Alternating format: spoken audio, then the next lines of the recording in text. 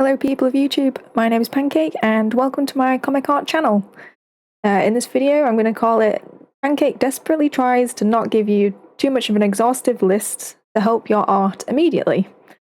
So go grab yourself a cup of tea, come back, let's get down to this list. So tip number 1 is to make sure that you keep all of your artwork.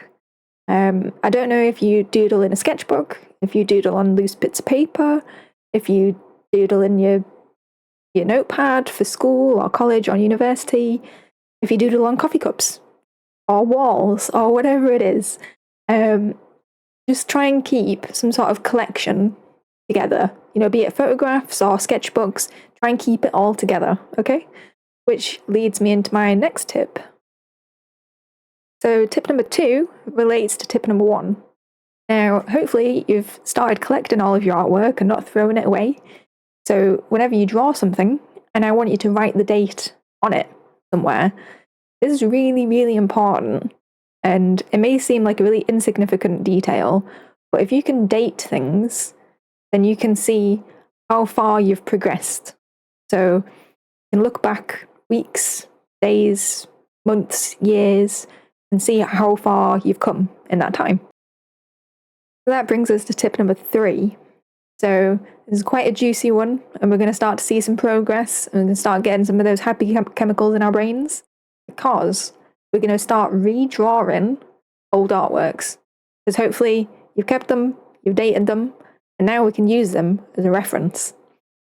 So for me, at the beginning of the year, I think it was January 2nd or something, I got a new sketchbook. And my aim was to try and treat it like a diary, where I'd sketch things that I'd watched or played or, parts of my life. And the very first page was about the Mad Max video game, which is actually a really good video game, by the way. You should play it if you're into them. And I started drawing Mad Max then once a week. And because I was drawing the same character, I could see progression that ordinarily wouldn't be as clear. If you're drawing the same thing, then the technicalities of how you've improved or what you need to improve are much clearer than if you draw just in general. If you're drawing in general, you'd have to really look for where you need to improve.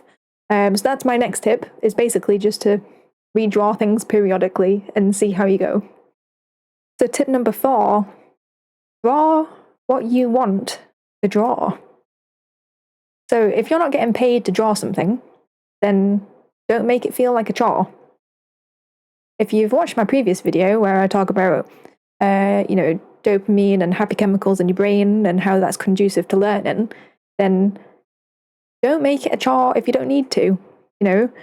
Have fun with what you're drawing, and it'll make your art better and you as an artist happier. So now we're on to tip number 5. Speaking of boring, if your artwork is looking a bit boring to you and it's feeling a bit dated and not very fresh, time to look at new artists. And what I mean by this is, don't necessarily look at artists that you've studied before. Find somebody completely new and find something that's sort of caught your eye and isn't necessarily what you would immediately go for. For me, I've literally just this morning read Ultimate X-Men #1 by Peach Momoko, and it's the opposite of my art style.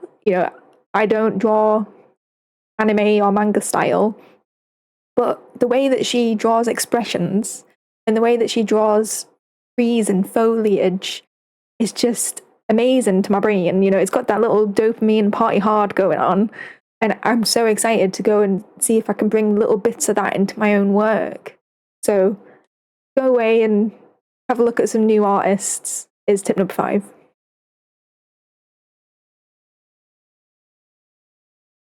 So tip number 6 is all about social media. This is something that I think a lot of us experience.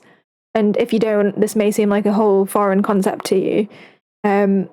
Me personally, every time I've tried to come back to social media in terms of my art, I felt this immense pressure to draw whatever people would want to see. And when I do that, I find that my art goes off a cliff because I feel like I'm not drawing for a good reason. I feel like I'm drawing for social media and likes and upvotes and that version of a dopamine party. So if you are feeling that pressure, sort of take a step back, have a look, and just try and draw for yourself again.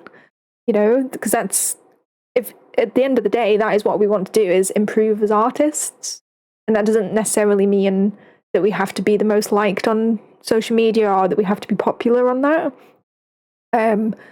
Like the sketchbook I started in January, I've nearly filled the whole sketchbook, and very little of that is on my Instagram because it's not there for them, it's there for me. So the whole point of this tip is just to bring art back for you.